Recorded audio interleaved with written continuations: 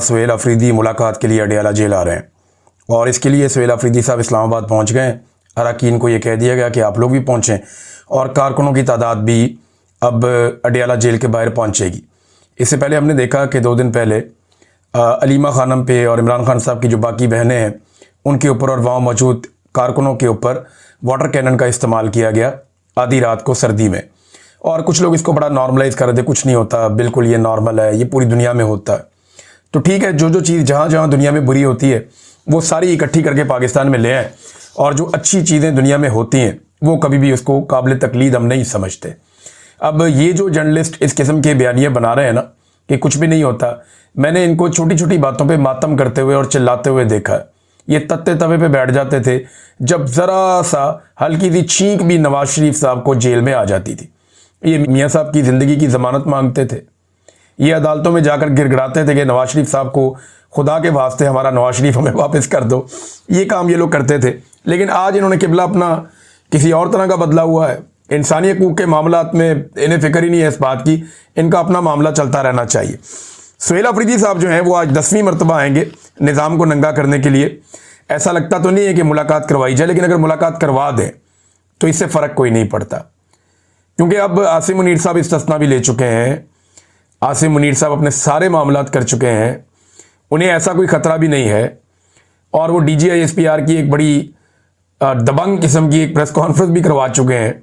तो अब मुलाकात होने दें, इससे कोई फ़र्क नहीं पड़ता। लेकिन मेरे ख्याल में ये ज़िद का मामला है, वरना इमरान खान की बीवी की तो मुलाकात कम से कम करवा देते, उनकी अहलिया की मुलाकात भी नहीं करवा रहे। बहरहाल सुहेल अफरीदी का और चंद और लोगों का नाम दिया गया है, वो आज 10वीं मरतबा इस निज़ाम के कपड़े उतारने आएंगे। तो निज़ाम जो है वो हर दफ़ा अपना एक कपड़ा खुद ही उतार के उनके कदमों में फेंक देता है। ये हालात हो गए हैं, और ये सियासतदान जो आज ये सारा माहौल इंजॉय कर रहे हैं ना, बिलावल समेत। बिलावल साहब कल दोबारा आए सामने। बिलावल जरदारी ने लाहौर के अंदर कुछ एक्टिविटीज़ की हैं और उसके बाद कहा जी PTI जो है दहशत गर्दों की तरह बिहेव करती है, तो इनके ऊपर पाबंदी लगनी चाहिए। बिलावल साहब, कराची में असला कौन बांटता था? आपका वज़ीर दाखिला। गैंग वॉर कौन करता था? पाकिस्तान पीपल्स पार्टी। अभी इंडिया ने एक मूवी भी बनाई है वो रहमान डकैत के ऊपर, ये किसका आदमी था? बेनज़ीर भुट्टो की गाड़ी चलाता था ना, याद है आपको? बिलावल, आपको मैं याद दिलाता हूँ ये मिर्ज़ा साहब क्या गुल खिला रहे थे, रहमान डकैत क्या कर रहा था, उज़ैर बलोच किसका साथी है? ये जो कराची के अंदर एक अंडरवर्ल्ड पूरा काम करता था, किसके लिए काम करता था? खालिद शहनशाह क्यों कत्ल हुआ था और उसके किनके साथ ताल्लुकात थे? तो बिलावल जरदारी साहब दहशतगर्द कौन है और कौन असला और बंदूक इस्तेमाल करता है, सारी दुनिया को पता है।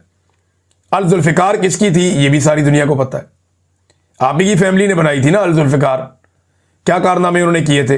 क्या पाकिस्तान तहरीक इंसाफ ने आज तक बंदूक उठाई?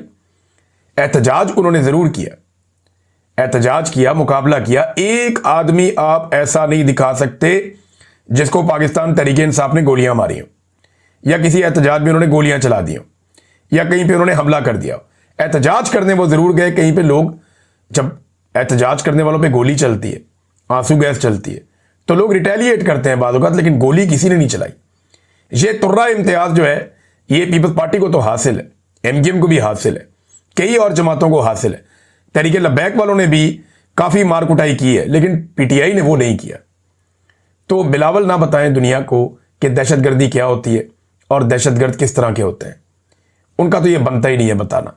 और अब वो पाकिस्तान तहरीक इंसाफ के ऊपर पाबंदी के बहाने इसलिए ढूंढ रहे हैं कि इन्हें ये समझ आ गई है कि पाकिस्तान तहरीक इंसाफ को मैदान में शिकस्त देना नामुमकिन है। लिहाजा मैदान में शिकस्त देने की बजाय बेहतर यह है इनको मैदान से ही आउट करो। उसके लिए गेम की जा रही है, देखते हैं क्या करते हैं। बहरहाल सुहेल अफरीदी साहब जाएंगे और फिर दोबारा खबर बनेगी, दोबारा वो धरना देंगे, बैठेंगे, शोर मचाएंगे। जो भी एक्टिविटी 2 दिन पहले हुई वो भी सारी दुनिया ने देखी और ये भी सारी दुनिया देखेगी। अलीमा खानम ने एक इंटरव्यू दिया ऑस्ट्रेलियन मीडिया को, उन्होंने चंद बातें की। उन्होंने कहा जी अदालती अहकामात के मुताबिक 1 हफ्ते में फैमिली, वकला और इमरान खान साहब के जो दोस्त हैं या सियासी लोग हैं, इनकी मुलाकातों की मद में 24 अफराद की इमरान खान साहब से मुलाकातें ज़रूरी हैं जो अदालती अहकामात हैं। लेकिन ये पिछले 1 साल से मुलाकातें महदूद कर रहे हैं। ये पहले 6 फैमिली मेंबर से 3 पर और 3 से फिर 1 पर और फिर बिल्कुल मुलाकात पर पाबंदी पर पहुंच गए हैं, ये अलीमा खानम ने कहा। उन्होंने कहा इनके लिए मसला ये है कि इमरान खान इस वक्त 85 से 90% तक अवाम की आवाज़ है, और 11 दिसंबर को इंसदादे दहशतगर्दी की अदालत में मैं पेश हो रही हूँ, यानी आज के दिन, और चार्ज होकर शायद सज़ा की तरफ ये मुकदमा जा रहा है। मेरे ऊपर इल्ज़ाम ये है कि इमरान खान का पैगाम मैंने कौम तक क्यों पहुँचाया, और इमरान खान का पैगाम ये था कि कौम अपने हुकूक के लिए, जमहूरियत के लिए, रूल ऑफ लॉ के लिए खड़ी हो जाए। ये जनाब अलीमा खान ने इंटरव्यू दिया। एक और बात उन्होंने, इमरान खान ने पैगाम भेजा कि आसिम मुनीर का ज़हनी तवाज़ुन दुरुस्त नहीं है, अगर मुझे या बुशरा बीबी को कुछ हुआ तो तनहा इसका जिम्मेदार आसिम मुनीर होगा और किसी पे जिम्मेदारी नहीं आएगी। ये अलीमा खानम ने बैन अल-अक़वामी मीडिया को इंटरव्यू दिया, काफ़ी वायरल हो रहा है ये इंटरव्यू।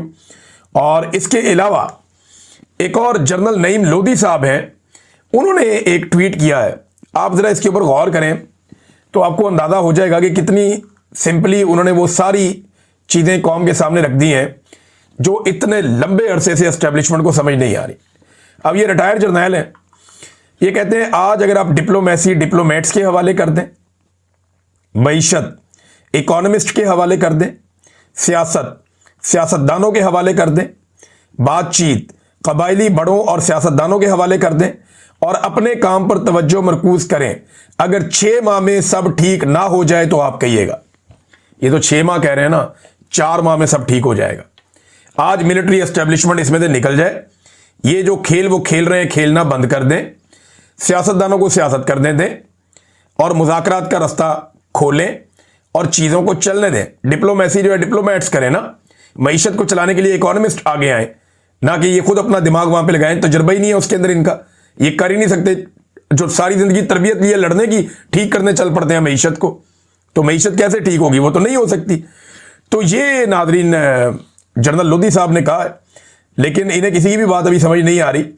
तो बात इनको जब समझ आएगी तो फिर एक मिसाल इन पे सच साबित हो जाएगी कि अब पछताए क्या जब चिड़ियां चुग गई खेत। नादरीन, नून लीग ने खैबर पख्तूनख्वा असेंबली में नवाज शरीफ का फोटो नहीं उठाया, शहबाज शरीफ का फोटो नहीं उठाया। यानी पीटीआई जहां जाती है इमरान खान का फोटो उठाती है ना, यास्मीन राशिद का किसी पॉलिटिकल लीडर का फोटो उठाती है, लेकिन यहां नून लीग ने खैबर पख्तूनख्वा की असेंबली में नवाज शरीफ का नहीं, शहबाज शरीफ का नहीं, मरियम नवाज का नहीं, बिलावल का नहीं, कैप्टन सफदर का नहीं, उसके बेटे का नहीं, उसकी बेटी का नहीं, किसी का फोटो नहीं उठाया। बल्कि खैबर पख्तूनख्वा का जो सदर है अमीर मुकाम, उसका भी नहीं। इन्होंने फोटो उठाया आसिम मुनीर साहब का। यानी अब ये वक्त आ गया नून लीग का कि वो आसिम मुनीर साहब का फोटो उठाते हैं अपने लीडर के तौर पे असेंबली के अंदर जाके। देखिए, और आगे तो जवाब क्या मिला? जवाब ये मिला कि ये पाकिस्तान का आर्मी चीफ है, ये तुम्हारा तो नहीं है, ये फौज का जनरल है, तुम्हारा लीडर नहीं है। वोट को इज्जत दो कहते कहते बूट को इज्जत दे दी। इनकी ड्यूटी बूट चाटने की लगी हुई है। ये तो खुद आसिम मुनीर का शुक्रिया अदा करते हैं कि इन्हें असेंबली में लेकर आए। तो नादरीन, ये असेंबली में तस्वीर पता क्यों लाई गई थी? ये इसलिए लाई गई थी कि पाकिस्तान तहरीक इंसाफ के अरकान गुस्से में आए और कोई झपट के इनसे तस्वीर छीने और कोई वीडियो बने, उसके बाद कोई बहुत बड़ा मुद्दा खड़ा हो जाए और एक नई बहस शुरू हो जाए मुल्क के अंदर। लेकिन पीटीआई उन्होंने भिगो के लित्तर मारे नून लीग को, लेकिन तस्वीर नहीं उन्होंने छीनी, बल्कि बाद में उन्होंने वो इजलास ही खत्म कर दिया। तो ये नून लीग की औकात रह गई है टोटल। उनकी सारी सियासत का इन्हिसार आसिम मुनीर साहब पर है। नवाज शरीफ पे या शहबाज शरीफ पे या कारकर्दगी पे या इनकी सियासत पे या इनकी मकबूलियत पे, किसी चीज़ पे उनका इन्हिसार नहीं है। इनका सारा इन्हिसार आसिम मुनीर साहब पे है कि वो इन्हें बचाएंगे। और आसिम मुनीर साहब को ना, मैं एक वैसे कभी मैं मशवरा देता नहीं, किसी को भी नहीं देता, लेकिन यहाँ हालात इतने ख़राब हैं कि उन्हें चाहिए कि अपने जो मुशीरान है ना, उनको ज़रा तब्दील करें। ख़ास तौर पे जो लोग उन्हें तकरीरें लिख के देते हैं, उन्हें बताते हैं क्या कहना है क्या नहीं कहना। कोई भी असरदार बयानियां बनाने में पाकिस्तान की मिलिट्री एस्टेब्लिशमेंट अभी तक मुकम्मल तौर पे नाकाम रही है। आसिम मुनीर साहब कोई भी एक ऐसी तकरीर या एक ऐसा जुमला नहीं कह पाए जो कौम जिसको फॉलो कर रही हो, या उसको अब पुराना माल ले आते हैं, उसकी नई पैकिंग करके बेचने की कोशिश करते हैं। यानी वही बातें जो ज़ियाउल हक के दौर से चली आ रही हैं, वही बातें जो मुशर्रफ के दौर से चली आ रही हैं, जो बातें गुज़िश्ता डिक्टेटर्स कह चुके हैं, वही बातें दोबारा दोबारा होती हैं। यानी हरमैन शरीफैन की हिफाजत वाला जो बयानिया है, वो आपको याद है कि जनरल मुशर्रफ ने भी बेच दिया था, जनरल ज़ियाउल हक ने भी मादी में बेच दिया था। अब तो यानी हमारा एक नया बयानिया होना चाहिए कि हम हमास के हथियारों से इसराइल की हिफाजत करने जाएंगे और इसराइल के तहफ़्फ़ुज़ की ज़मानत जो फ़ौजें देगी उनमें एक पाकिस्तान की फ़ौज भी मुबैना तौर पर हो सकती है। अब तो बयानिया ये बनाना चाहिए। इमरान खान ने रियासत मदीना कहा, उसकी जगह पे जनरल साहब को बताया गया कि आप रियासत तैयबा का नाम ले लें, तो क्या फ़र्क है? यानी इमरान खान का बयानिया ही अगर आपने बाद में लेकर आना था तो फिर इमरान खान को निकालने का फायदा क्या हुआ अगर उसी की नकल करनी है तो। और पाकिस्तान जिंदाबाद की जगह पाकिस्तान हमेशा जिंदाबाद इन्होंने लगा दिया। अब जिसने भी ये मशवरा दिया हमेशा जिंदाबाद वाला, उसके तो दिमाग पे मुझे मातम करने को दिल करता है। भाई पाकिस्तान जिंदाबाद, जिंदाबाद का मतलब क्या है कि ये हमेशा जिंदा रहेगा, इसमें हमेशगी शामिल है। ये पाकिस्तान हमेशा जिंदाबाद ये क्या है? आप जोर से कहे ना पाकिस्तान, तो आगे से सारी दुनिया ये कहेगी हमेशा जिंदाबाद, कोई नहीं कहेगा। जब आप कहेंगे पाकिस्तान, सारे बोलेंगे जिंदाबाद। तो चंगा भला पाकिस्तान का 78 साल से नारा चल रहा था, और किसी बंदे ने यह मशवरा दे दिया कि जनाब आप ना कहा करें पाकिस्तान हमेशा जिंदाबाद। और भाई जिंदाबाद के अंदर जो है वो हमेशगी ऑलरेडी मौजूद है। ये उर्दू को जानने वाला, कोई बुनियादी जानने वाला आदमी भी बता देगा कि ये जुमला ही गलत है। पाकिस्तान जिंदाबाद ये रियल वर्ड है। जब आप हमेशा जिंदाबाद कहते हैं तो जिंदाबाद का मतलब ही हमेशा का है। जिंदाबाद यानी जिंदा रहेगा, तो उसमें हमेशगी पहले से ही आ गई है। बहरहाल लिख के देने वाले भी जो है ना वो नैले ही है, मुझे लगता है जनरल साहब को अपनी टीम के बारे में सोचना चाहिए। अब नादरीन कुछ इतलात आ रही हैं, और ये मेरे पास बराह रास्त नहीं है, कुछ जर्नलिस्ट हैं, रियाजुल हक साहब हैं, कुछ और लोग हैं, कुछ लोगों ने वीडियो भी इस पे बनाई है, वो दावा कर रहे हैं कोई फैमिली ब्लॉगर्स और टिकटॉकर्स को इकट्ठा किया जा रहा है, और बजाहिर ये है कि कोई बिग ब्रदर है जो इकट्ठा कर रहा है, और उसको कोई फरिश्ता करार दिया जा रहा है कि बिग ब्रदर जो है वो फरिश्ते हैं, बड़े कमाल लोग हैं। देखिए मैं चंद चीज़ें सामने रख देता हूँ, ये जरा फैमिली ब्लॉगर्स भी गौर से मेरी बात सुन लें, मुझे उनसे बड़ी हमदर्दी है। मैं एक्चुअली ये चीज़ें देखता नहीं हूँ, मेरी दिलचस्पी सिर्फ सीरियस कंटेंट में होती है। अपना रिसर्च के लिए इतना टाइम गुजर जाता है, सारा दिन खबरों के अंदर चीज़ें पढ़ने में, बहुत सारी चीज़ें लिखने में, मैं बल्कि किताब के ऊपर काम कर रहा हूँ, कोई डॉक्यूमेंट्रीज पे काम कर रहा हूँ, तो बिल्कुल टाइम मिलता ही नहीं है। फिर कोई ना कोई इवेंट्स आ जाते हैं, पीछे फ्लड था उसमें बहुत भाग दौड़ करनी पड़ी, अभी हर हफ्ते कोई ना कोई इवेंट आ जाता है तो उसमें भी जाना पड़ता है, टाइम मिलता नहीं है। लेकिन मैं इन्हें एक मशवरा लगे हाथों दे देता हूँ कि इन्हीं बिग ब्रदर्स की वजह से आज तक पाकिस्तान में इदारे नहीं बन पाए, इन्हीं की वजह से कभी सियासी और माशी इस्तेहकाम पाकिस्तान में नहीं आया, इन्हीं बिग ब्रदर्स की वजह से क्लाशनकोफ कल्चर पाकिस्तान में आया, इन्हीं की वजह से आधा पाकिस्तान 1971 में टूट गया। बलूचिस्तान और कबायली इलाकों में जबरी गुमशुदगियां यही बिग ब्रदर्स करते हैं। उसामा बिन लादेन पाकिस्तान में इन्हीं की वजह से मारा गया। जबरी गुमशुदगियां पाकिस्तान में जितनी भी हो रही हैं, चाहे वो सहाफ़ियों की हो रही हैं, चाहे वो सियासतदानों की हो रही हैं, चाहे बाकी लोगों की हो रही हैं, यानी इसमें वकला की भी हुई हैं, और जितने इंसानी हकूक के लिए आवाज़ उठाने वाले लोग हैं उनको जबरी तौर पे लापता किया गया है। ये सारी जबरी गुमशुदगियां, इनके पीछे आपके बिग ब्रदर्स ही होते हैं। हुकूमतें बनाने और गिराने में भी बिग ब्रदर्स होते हैं। चादर और चार दीवारी का तकद्दुस जब भी पामाल होता है तो पुलिस वालों के साथ कोई ना कोई बिग ब्रदर होता है। कायदे आजम फातिमा जना, लियाकत अली खान, हुसैन शहीद सोहरवर्दी, वली खान, जुल्फ़िकार अली भुट्टो, बेनज़ीर भुट्टो और इमरान खान तक तमाम लीडर्स जो निशाना बने, इन्हीं बिग ब्रदर्स का निशाना बने। यानी इन्हीं बिग ब्रदर ने जनरल बाजवा की एक्सटेंशन की ख्वाहिश पर मुल्क में रजीम ही तब्दील कर दिया, और इन्होंने ही 2024 का पाकिस्तान के जो मैंडेट है, अवाम ने जो मैंडेट दिया था, पूरा इलेक्शन बिग ब्रदर्स ने चोरी कर दिया। मन मर्जी की FIR लोगों के ऊपर करवा दी, सहाफ़ियों को, वकीलों को, इंसानी हकूक के लिए आवाज़ उठाने वालों और अपने हकूक मांगने वाले तमाम तबकात के लोगों को जबरी तौर पर लापता किया। जजों और सियासतदानों के कमरों में जो खुफिया कैमरे लगाए गए वो भी बिग ब्रदर्स के ऊपर इल्जाम लगता है।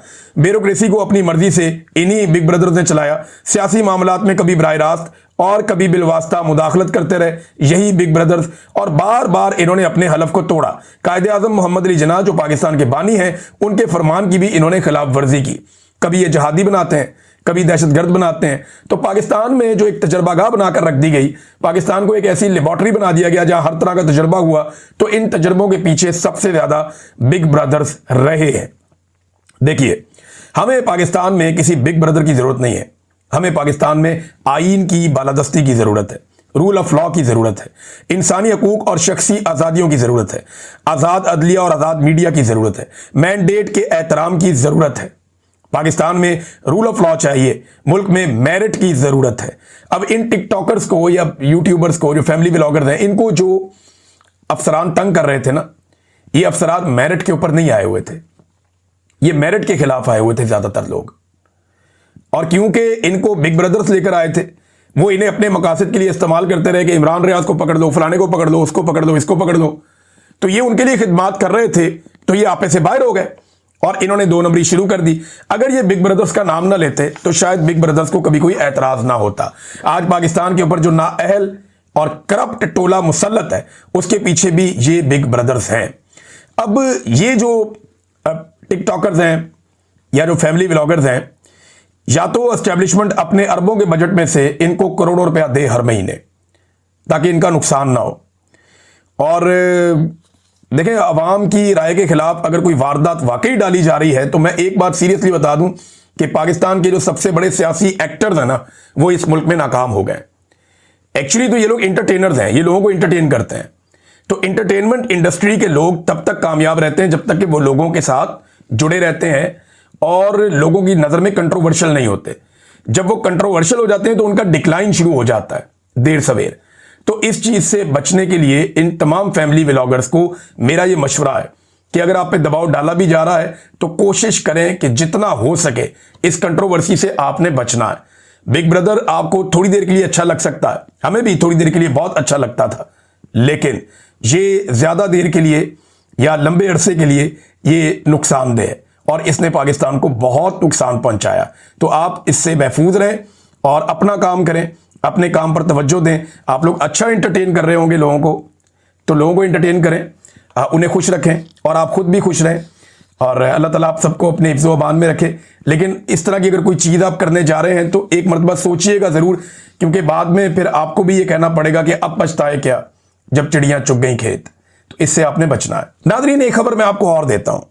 देखिए, पाकिस्तान में और भारत में एक ही दिन में 2 एक्टिविटीज़ हुई और दोनों एक्टिविटीज़ मैं आपके सामने रखूंगा तो आपको फ़र्क पता चल जाएगा। एक ही दिन अमेज़ॉन ने यह ऐलान किया कि वो भारत में 35 अरब डॉलर्स की सरमायाकारी करने जा रहा है और उसी दिन पाकिस्तान ने यह ऐलान किया कि IMF पाकिस्तान को 1.3 अरब डॉलर्स कर्जा देने जा रहा है। अंदाजा करें आप, ये भारत है और ये पाकिस्तान है। एक के तैयारे गिरे और एक ने गिराए, लेकिन हम कहां खड़े हैं? 35 अरब डॉलर सिर्फ एक कंपनी भारत में सरमायाकारी लेकर आ रही है और पाकिस्तान से सारी कंपनियां जो बैनुल अक़वामी थी वो एक एक करके भागती जा रही हैं, पाकिस्तान से निकलते जा रहे हैं। तो ये कॉन्फिडेंस क्यों नहीं कर रहे लोग पाकिस्तान पे? 1.3 अरब डॉलर पाकिस्तान ने लिया, क्या हम इसी काम के लिए रह गए हैं, कर्जे लेने के लिए? और भारत सरमायाकारी भारत के अंदर लेकर आ रहा है। पाकिस्तान इतनी सरमायाकारी पिछले कई सालों में नहीं ला सका जितनी एक एक सौदे में भारत अपने मुल्क के अंदर ले आता है। बेशक वो बड़ा मुल्क है, लेकिन हमारे पास भी पोटेंशियल है, हम उनके साथ ही आजाद हुए। हमारे रुपए की जो कदर है वो भारत से ज्यादा थी, आज भारत से कम है और बहुत कम है। इसके लिए कौन जिम्मेदार है? जनरल लोधी की बात जो है, जो मैंने पहले आपको सुनाई, उसे याद रखिएगा, बल्कि बार बार याद कीजिएगा। थोड़े दिन पहले आपका वफाकी वज़ीर इत्तलात कह रहा था कि पासपोर्ट की बड़ी इज्जत हो गई, पूरी दुनिया में लोग सैल्यूट मारते हैं, लोग जो है रश्क से देखते हैं पाकिस्तान का पासपोर्ट। मैं एक चीज बताता हूं आपको, ये देखें, ये नई रैंकिंग आ गई है इंटरनेशनली दुनिया के पासपोर्टों की। जो दुनिया के 5 बदतरीन पासपोर्ट हैं उनमें एक पाकिस्तान का है। अफगानिस्तान, शाम, इराक, सोमालिया और पाकिस्तान। और यमन, शुमाली कोरिया, फ़लस्तीन, Bangladesh, Sudan, Libya, Kenya, Nigeria, Ethiopia, Iran, Nepal, Bhutan, Congo, Sri Lanka, Burma, Vietnam, Bosnia, ये सारे मुल्क पाकिस्तान से बहुत बेहतर हैं। इनके पासपोर्ट पाकिस्तान से बहुत बेहतर है। इंडिया तो बहुत ही बेहतर है। ये पाकिस्तान की हालत किसने की? किसने की पाकिस्तान की ये हालत? और क्यों हुई ये पाकिस्तान की हालत? लोग क्यों हम पर एतबार नहीं करते? इसलिए कि हम दुनिया को धोखा देते हैं और पाकिस्तान की हुकूमतें और पाकिस्तान की एस्टेब्लिशमेंट इसके लिए सबसे बड़ी जिम्मेदार है। नादरीन, एक डाटा मैंने आपको दिखाया था अपने पिछले वीलॉग में। मैं अनफॉर्चुनेटली इस वीलॉग में भी वो आपको नहीं शो कर पाऊंगा, खबरें बहुत ज़्यादा थी, लेकिन मैं प्रॉमिस आपसे किया हुआ है, बड़ा तफसीली मैंने इसके ऊपर काम किया है कि ये जो मुल्क डिफ़ॉल्ट होने लगा था इमरान खान के दौर में, ये जो कहानी सुनाते हैं और इन्होंने डिफ़ॉल्ट से बचाया, इस कहानी का सारा नितारा मैंने निकाला हुआ है। इस पे जो वीलॉग है वो आपको मैं जल्द बताऊंगा, उसके लिए मुझे चंद मिनट चाहिए होंगे, 5-7 मिनट। तो अभी तो इतना टाइम नहीं है, तो अब तक